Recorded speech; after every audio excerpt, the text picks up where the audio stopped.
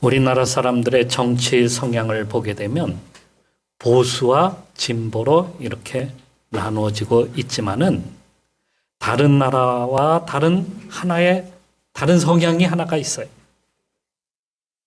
미국을 보게 되면 진보주의, 보수주의 뚜렷하게 나눠지고 있는데 우리나라에서는 중도라는 게 하나가 또 있어요. 중도. 자신은 진보도 아니고 보수도 아니래. 그럼 뭐냐? 중도래. 그런데 그 숫자가 얼만큼 되냐? 통계적으로 40%나 되는 사람들이 중도에 속한대요. 우리는 이렇게 중도니 중간이니 하는 것들을 갖다가 정말 좋아해요. 그래서 식당에 가게 되면 제일 잘 팔리는 메뉴가 하나가 있는데 그게 뭔지 아십니까? 아무거나. 너무도 잘 아시네. 많이 써먹은 것 같아. 아무거나. 이게 뭐냐면은 이게 이것도 저것도 아니라는 거예요. 이게 딱 중간에 뭔가를 갖다가 뭔가 이게 얘기는 해야 되겠는데 이게 없어 아직. 그래서 아무거나. 이런 사람의 특징이 뭐냐면 결정장애라고 이렇게 말을 해요. 결정장애. 저도 그렇고요. 제 아내도 그렇고요. 사실은 우리나라 사람들 대부분이 이 결정장애를 가지고 있어요. 어느 학자는 이것을 갖다가 뭐라고 부르냐면 복합유연성이라고 이렇게 말을 한대요. 복합유연성. 서양 사람들은 어떤 성격을 가지고 있냐면 일관성이에요. 뭐 하나를 갖다가 이렇게 보게 되면 그것에 대한 주장을 끝까지 가지고 있는 거예요. 자기 마음 가운데 그것을 가지고 있는 거예요. 그걸 일관성이라고 그러죠. 그런데 우리나라 사람들은 이 일관성보다는 복합 유연성이 몸에 배어 있다는 거예요. 복합 유연성은 이것도 저것도 다 잃기 싫어하는 그러한 마음이에요. 거기서 나온다는 거예요. 그러니까 다 갖고 싶은 거예요. 이것도 갖고 싶고 저것도 갖고 싶고 이왕이면 다 옹치마 그런 거 있잖아요. 그런데 말입니다. 이것을 경제적으로 말하면은 어떻게 이야기할 수 있냐면 값도 싸고 품질은 좋아야 된다. 이런 얘기예요. 그래서 우리나라는 물건을 만들 때 이런 전략을 가지고 물건을 만든다는 거예요. 그래서 오히려 이게 세계 사람들에게 너무도 잘 먹혀요. 왜? 값도 싸고 품질은 좋으니까. 그죠? 우리나라 LG니 뭐 삼성이니 이런 제품들 세계 다른 제품들을 비하면은 너무너무 품질이 좋아요. 그런데 품질에 비하여 가격은 어떨까? 싸요. 오히려. 현대 자동차. 지금 정말 현대 자동차가요. 세계 몇 위 안에 드는 아주 좋은 자동차 중에 하나예요. 그런데 이 현대 자동차의 특징이 뭐냐면 값이 싸다는 거예요. 품질은 좋은데 값도 싸. 그러니까 우리가 말하는 이왕이면 다 옹치마다 하는 그런 얘기예요. 우리나라 방산업체에서 만드는 K9 자주포가 있어요. 이게 지금 우크라이나 전쟁이 지금 계속되고 있잖아요. 이 동구권에 우리나라 이 K9 자주포가 아주 인기가 최고예요. 왜 그런지 아세요? 첫 번째, 값이 싸다. 두 번째, 품질이 좋다. 그런데 거기하고 비슷한 제품이 독일제인데 독일자가 세계 최고라 그래요. 근데 품질은 비슷해. 근데 가격은 얼마나 하냐? 3배 이상 더 비싸. 그러니 사람들이 나라에서 어떤 걸 선택하겠어? 이왕이면 다 옹치마. 값도 싸고 품질은 좋고. 우리가 이런 복합 유연성을 갖고 사는 것은 제가 보기에는 지정학적 영향이 있지 않나 이렇게 생각을 합니다. 지정학적 영향. 우리나라는 육지도 아니야. 그렇다고 바다 한가운데 떠 있는 섬도 아니야. 육지에 붙어 있지만 그렇다고 바다도 아니야. 바다에 있는 섬도 아니다. 그걸 우리는 한반도라고 이렇게 반도 국가라고 이렇게 부르죠. 또 우리는 강대국과 그 강대국 사이에 있는 그러한 나라예요. 여러분, 저 중국이 경제가 세계 2위야, 지금. 중국이요. 저 일본은 몇인지 아세요? 3위야, 3위. 그 사이에 우리가 껴있는 거예요. 강대국 사이에 우리가 껴있는 거예요. 그러니까 우리는 딱 중간이야. 잘 하더라. 12위 정도, 10위 정도 되니까. 아주 잘하는 것도 아니고, 아주 못하는 것도 아니고. 또 문화를 보게 되면, 이 중국하고 일본 문화는 완전히 틀려요. 대륙 문화와 그리고 여기 섬 문화. 우리나라는 섬도 아니고, 대륙도 아니야. 중간이에요. 우리나라 사람들 생김새도 그런 거예요. 저 섬나라 사람 같지도 않고, 대륙 사람도 같지도 않고, 좀 두루뭉실한 그런 모습이 우리나라 사람이 딱 그래요. 그러니까 어디를 가든지 다 통해, 우리나라 사람들은. 먹는 것도 그래요. 먹는 것을 보게 되면, 저 중국 사람들은 이 고기를 좋아해. 특히 돼지고기. 돼지가 마치 주식처럼 그렇게 중국 사람들은 그렇게 먹어요. 그런데 또 일본에 가면 뭘 잘 먹어요? 뭘 많이 먹어요? 생선이야, 생선. 참치 하면은 뭐 너무너무 좋아요.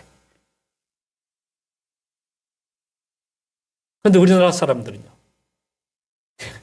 회도 잘 먹고 돼지도 잘 먹고 못 먹는 게 없어. 아무거나야. 그냥 아무거나 잘 먹는 거야. 아무거나. 여러분, 칼을 보게 되면 아주 잘 나타나죠. 일본 칼은 무슨 칼일까요? 사무라이 칼이야, 사무라이. 이 사무라이 칼은요, 회도 뜰 수 있어. 생선 회도 뜰 수 있는 거예요. 그렇게 날카로워요. 사시미 칼이라 이렇게 부르기도 하죠. 반면에 중국 칼은요, 이 짐승 잡는 칼이야. 이게 크고 강해, 일단은. 그런데 우리나라 칼은요, 짐승 잡기도 좀 그래요. 그렇다고 해서 또 사시미 칼로 쓰기는 또 좀 그래. 그래서 우리나라 칼을 뭐라고 부르냐면 식칼이라고 불러요. 식칼은 그냥 야채 칼이야. 부엌에서 쓰는 야채 칼이야. 야채나 쓰는 거야. 그래서 뭐 하기 딱 좋냐? 이게 돼지도 못 잡지. 그렇다고 해서 생선도 못 썰지. 뭐 하기 좋냐면 무 썰기 딱 좋은 칼이에요. 이게 딱 중간이라는 거예요. 중간이야. 이것도 아니고 저것도 아니고 중간. 세 나라에서 우리는 항상 이렇게 딱 중간으로 살아왔어요. 중간하면 살아남는 거야. 튀면은 잘리는 거야. 그래서 외교도 중간으로 하는 거예요. 그걸 무슨 외교라 하느냐? 중도 외교 혹은 어떤 외교라고 하냐면 조공 외교 그렇게. 그러니까 강한 나라에게 딱 붙어 있는 거야. 딱 붙어 살고 그보다 못한 나라는 그냥 왕따 시켜버리는 거야. 강한 나라에만 붙어 있기만 하면 되는 거야. 우리말에도 그런 비슷한 말이 있어요. 가만히 있으면 중간한다. 중간이나 한다. 괜히 나서려고 하면은, 괜히 운전대 잡으려고 하면은 욕만 먹어. 하지도 못하면서. 그냥 가만히 있으면 되는 거예요. 가만히 있으면 중간이라도 되는 거예요. 중간에 박혀 있으면 누가 뭐라고 하지도 않아. 이게 우리나라가 지금까지 살아왔던 모습이다. 종교도 그래요. 우리나라는 불교와 기독교 이 두 주류로 크게 나누어져 있습니다. 불교엔 원불교, 그다음에 정통불교 그렇게 나누죠. 기독교는 가톨릭, 개신교 이렇게 우리가 나누고 있죠. 그런데 우리나라 사람들은 또 어떤 사람들이 있냐면 중간이 많아. 그 중간을 갖다가 자기가 부르기 애매하니까 뭐라 해요? 무신론자라고 그래. 근데 무신론자는 우리나라에 없어. 대부분. 뭐 이사할 때도 보면 뭐 손 없는 날 찾기도 하지. 무슨 기일 잡으면 뭐 점쟁이 찾아가고 점보지. 그러니까 알고 보면 무신론이 없어요. 선거할 때도 보세요. 꼭 등장하는 게 종교야. 무슨 종교? 미신이니 뭐니 하면서 다 나오잖아요. 그러니까 우리나라 사람들은 무신론이 사실은 없어. 그런데도 우리는 무신론이라고 얘기하는 것을 보면은 나는 불교도 아니고 기독교도 아니고 애매한 거야. 그렇다고 종교가 없다고 하기도 그렇고 그냥 중간, 중도. 이게 무신론이 알고 보면 중도 정도 된다. 이렇게 말할 수 있습니다. 오늘 성경에 나오는 라오디게아 사람들은 우리와 같이 복합 유연성을 가지고 있는 사람들이 분명했습니다. 그들도 지정학적 역량이 굉장히 컸어요. 반도가 아니라 그들은 어떤 역량이 있냐면 라오디게아 근처에는 히에라폴리스라고 하는 곳이 있는데 거기는 온천지대야. 뜨거운 물이 컬컬컬컬 쏟아. 온천물. 얼마나 뜨거운지 아세요? 막 뜨거운 거는 80도, 90도, 막 오늘 100도 이상 되는 것도 있대. 거기다가 계란만 딱 올려놓기만 하면 계란 장사해도 돼. 그런 뜨거운 물이 이 온천지대에서 막 컬컬 쏟아 나오잖아요. 그런데 그 물이 라오디게아까지 몇 킬로 되냐면 11킬로 된대요. 11킬로 되는 그 물이, 뜨거웠던 물이 이 라오디게아까지 가면서 어떻게 됐겠어요? 물이 서서히 식기 시작하는 거예요.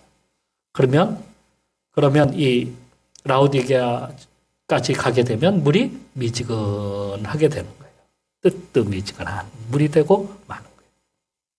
그러니까 이 미지근함이 바로 이 라오디게아 사람들의 성격이 되버리고 말았어요. 오늘 본문에 그들의 성격을 그대로 보여주는 말씀이 있죠. 내가 차지도 아니하고 뜨겁지도 아니하도다. 온천물에 딱 비유하고 있는 거예요. 온천 그 물이 식어서 내려오는 그 물이 그대로 그들의 성격이다 하는 것을 보여주고 있는 거예요. 그러니까 뜨뜻미지근한 두루뭉실한 그러한 모습이에요. 일관성이 없다. 그 얘기 아니에요. 일관성이 없다.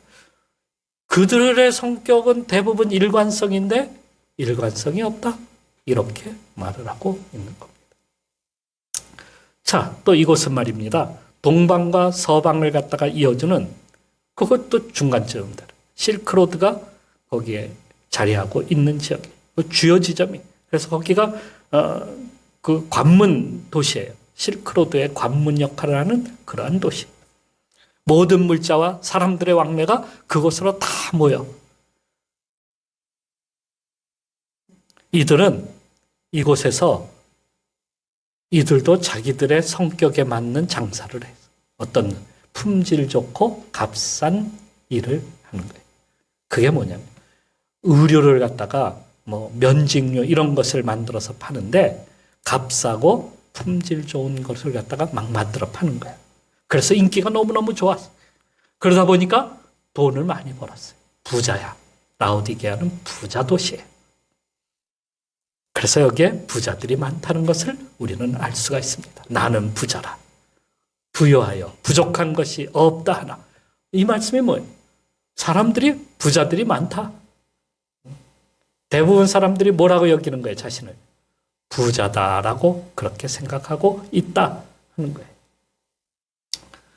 성격적으로 보면 결정장애가 분명히 있을 겁니다. 한편으로 또한 다홍치마라고 값싸고 품질 좋은 물건들을 만들어서 막 보급하는 그러한 사람들이에요. 그러다 보니까 돈을 많이 벌어서 부자가 된 도시였다 하는 것을 알 수가 있습니다.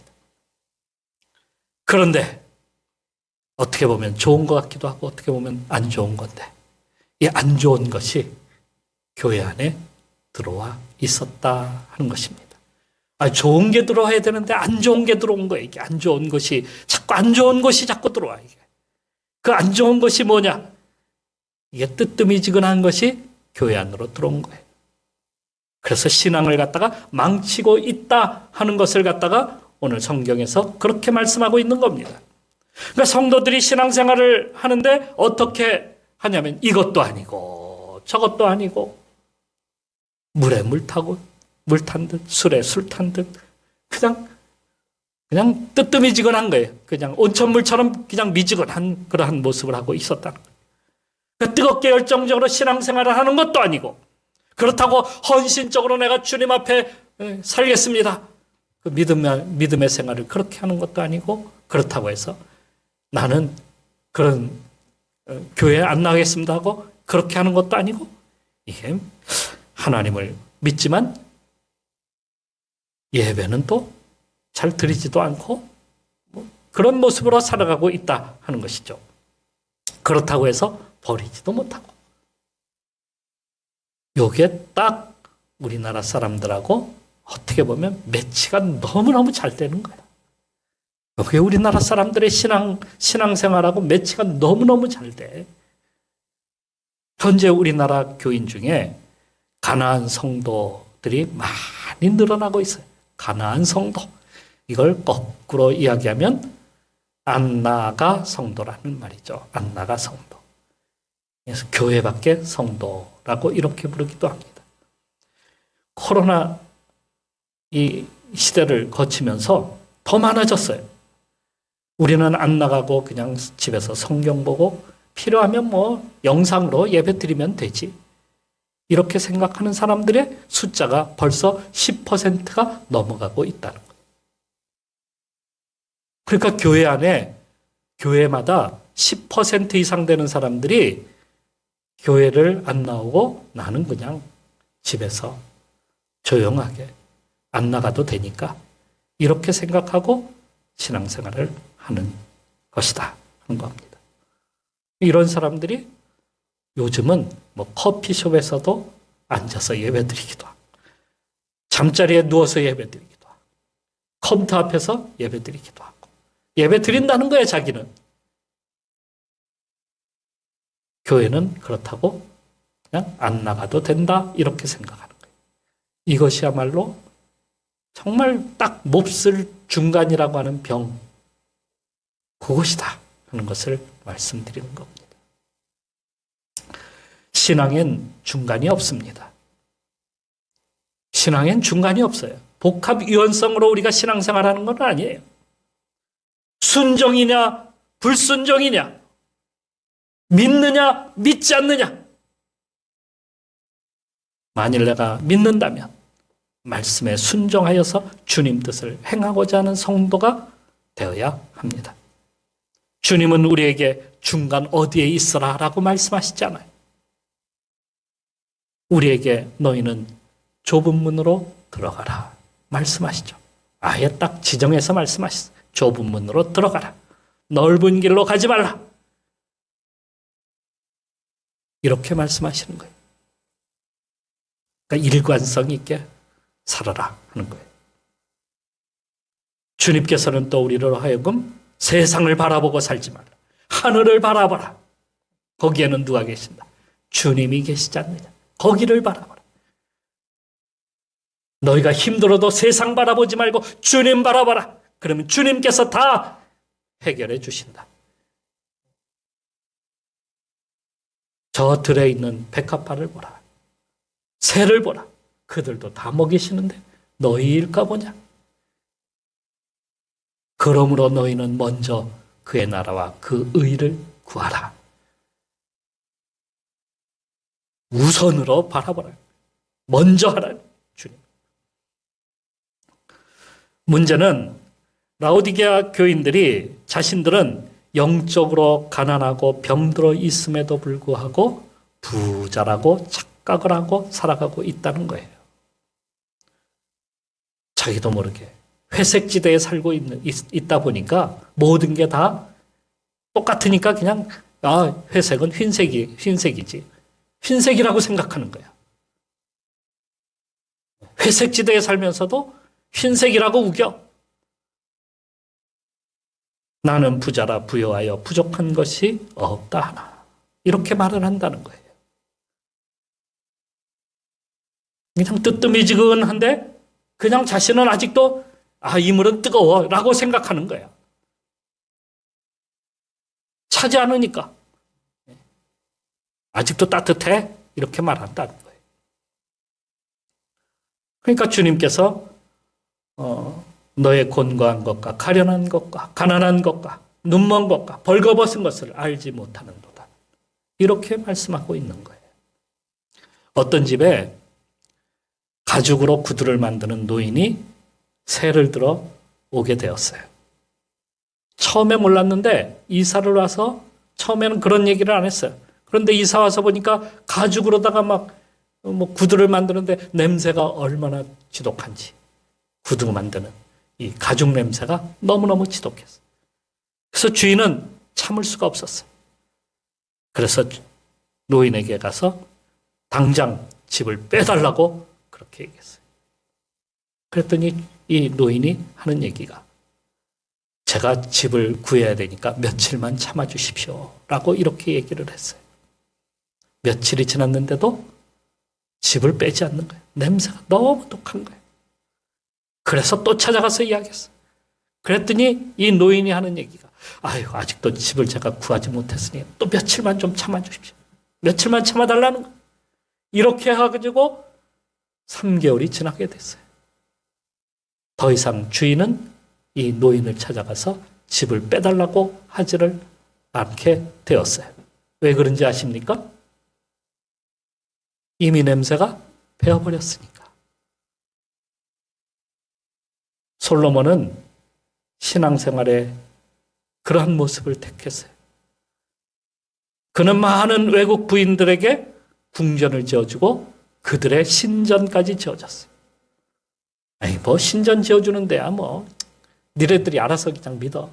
그런데 그 부인들이 여보 오늘 하루만 딱 가자. 그래 1년 52주인데 한 주 거기 간다고 변할 거 있어? 한 주 갔어. 그런데 또 다른 부인이 또 와서 얘기했어. 여보 오늘은 우리한테 왜 저기만 가? 우리 집에도 와야지. 우리 신전에도 와야지.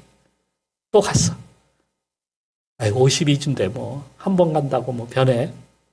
이러기를 52명만 있는 게 아니었어. 1000명 이상이 되는 부인이 있는데 매일 가는 거야. 매일 가다 보니까 하나님을 잊어버리고 완전히 다른 신을 섬기기 시작을 하는 거예요. 하나님께서 기뻐하셨을까? 하나님께서는 이렇게 말씀하시죠. 하나님과 재물을 겸하여 섬길 수 없느니라. 바울도 이렇게 얘기하죠. 너희가 주의 잔과 귀신의 잔을 겸하여 마시지 못하고 주의 식탁과 귀신의 식탁에 겸하여 참여하지 못하리라. 주님은 아주 싫어하시는 거예요. 특히 우상을, 다른 신을 두는 것을 가장 싫어하시는 거예요. 하나님은 솔로몬에게 진노하셨고 그의 나라는 결국에 둘로 쪼개져 버렸어요. 그런데도 우상 숭배는 계속되었어요. 그래서 그 두 나라가 모두가 다 멸망하고 말았는데 그 원인은 어디에 있다고? 우상 숭배에 있었다.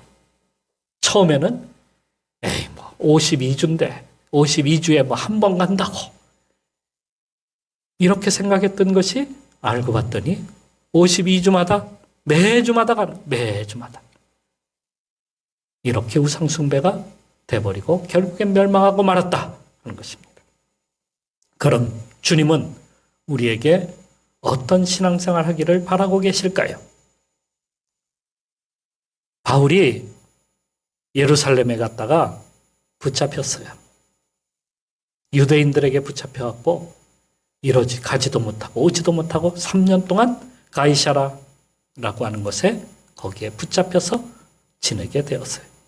그때 총독 앞에 나가서 자기를 변호하게 되었는데 그동안에 있었던 일들을 소상히 이야기, 하나님께서 자신을 어떻게 부르셨는지, 예수 그리스도를 어떻게 만났는지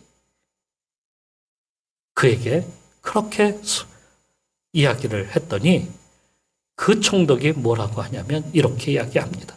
바울아, 네가 미쳤구나. 너 정말 똑똑하다는 네가 너의 학문이 너를 그렇게 미치게 하는구나. 그렇게 말을 하는 거였어요. 그랬더니 바울이 저는 미친 사람이 아니라 바른 것을 이야기하고 있습니다. 그러니까 세상 사람들은 바르게 믿고 있는 것을 갖다가 열광적으로 믿는다. 그렇게 말을 하고 있다는 거예요.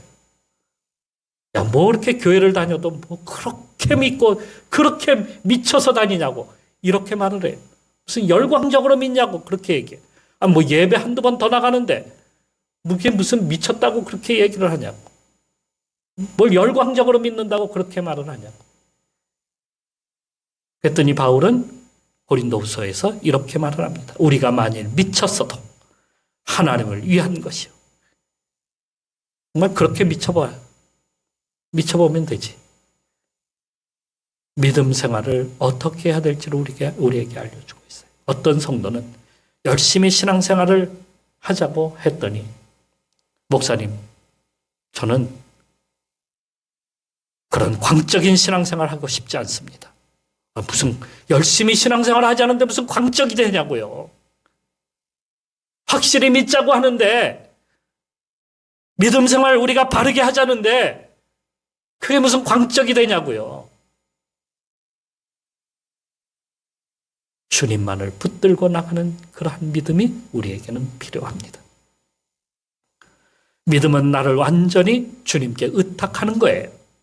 그게 믿는 거지. 예? 나를 갖다가 반쯤 여기다 두고 반은 저기다 두고 하는 것이 아니라 일관성 있게 주님만을 믿자 하는 거예요. 주님만을 믿자. 그분이 나의 주인이심을 우리가 똑바로 알고 그분만을 붙들고 나가자는 거예요.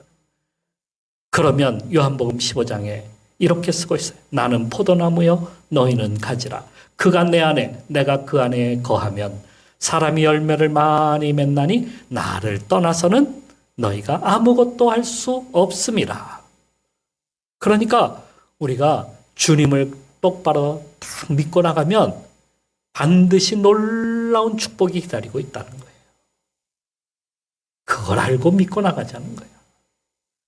오늘 여기 읽은 본문의 3장 20절 말씀에 한번 여러분 보십시오. 내가 문 밖에 서서 두드리노니 누구든지 내 음성을 듣고 문을 열면 내가 그에게로 들어가 그와 더불어 먹고 그는 나와 더불어 먹으리라. 주님이 지금 어디에 계신다는 거예요? 문 밖에 서서 두드리고 계신다는 거예요. 문을 열라는 거예요. 우리는 자꾸 멀찌감치 따라가려고 그래. 멀찌감치. 베드로가 예수님을 따라갈 때 멀찌감치 멀리 서서 주님을 따라가는 그러한 모습이 아니라는 거예요. 그렇게 믿지 말라는 거예요. 문 밖에, 주님을 문 밖에 세워두고 나는 문 안에 있고 그러한 신앙생활 하지 말라는 거예요. 어떻게 하라고요? 문을 열라는 거예요. 문만 열면 되는 거예요. 문만 열면 누가 다 해결하신다. 주님이 먹을 것도 주시고 다 준비해 놓으셔서 이미 문만 열면 되는 거예요. 그러면 내가 들어가서 그와 더불어 먹으리라. 그러한 복을 주님이 주신다는 거예요. 여러분, 하버드 대학에서 IQ나 또 학력, 자라온 환경, 서로 비슷한 사람들을 갖다가 대상으로 실험을 한 것이 있었어요.